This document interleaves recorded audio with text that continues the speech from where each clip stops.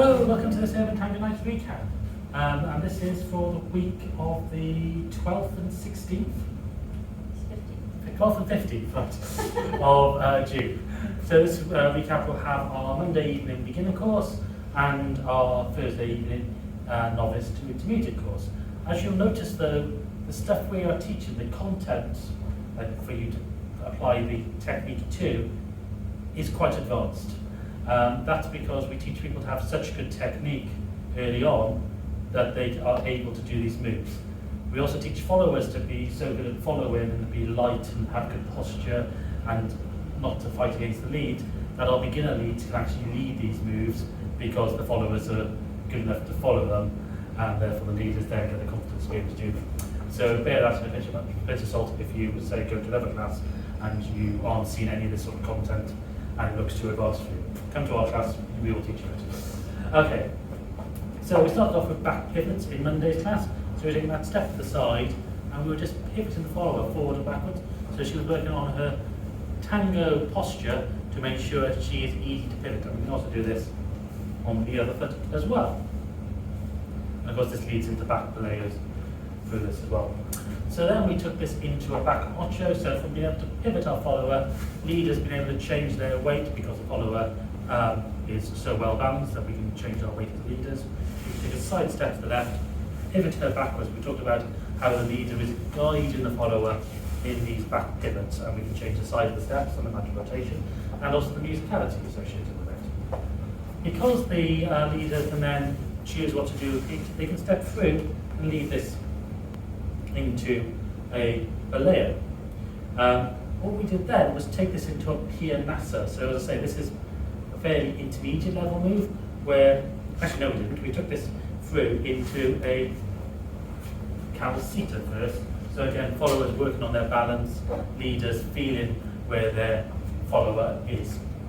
From this we took it into the pianassa, so taking it around, finding that flow to be able to take that leg up and around the back of the leader, and then being able to take it out into more forward ochos, which were from the previous week.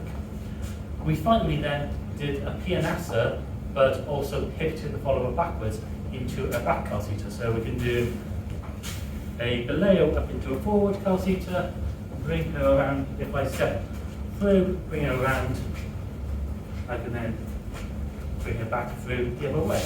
And these sort of exercises is why Alison is somewhat known for her balance, and why, if you want to improve your tango as a follower, come to these classes, because Alison will go into a lot of detail about balance, poise, and ease of movement.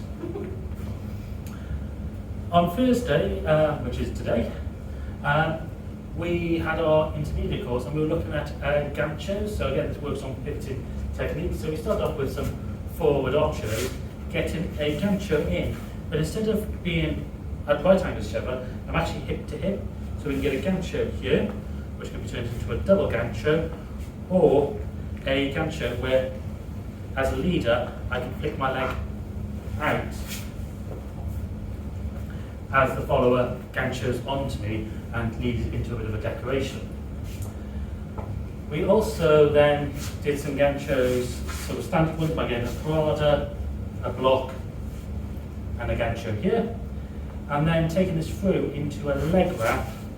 I move my foot forward slightly, pivoting to the left to get a Gancho there, and then taking it back, so in Gancho leg wrap, and then into the belayo, similar to Monday's class. Or what we did then, as I say, this is more advanced level.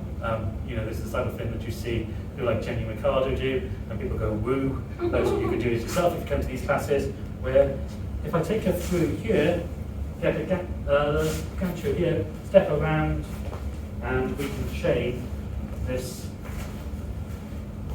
sort of Gancho combination on both legs by being able to move.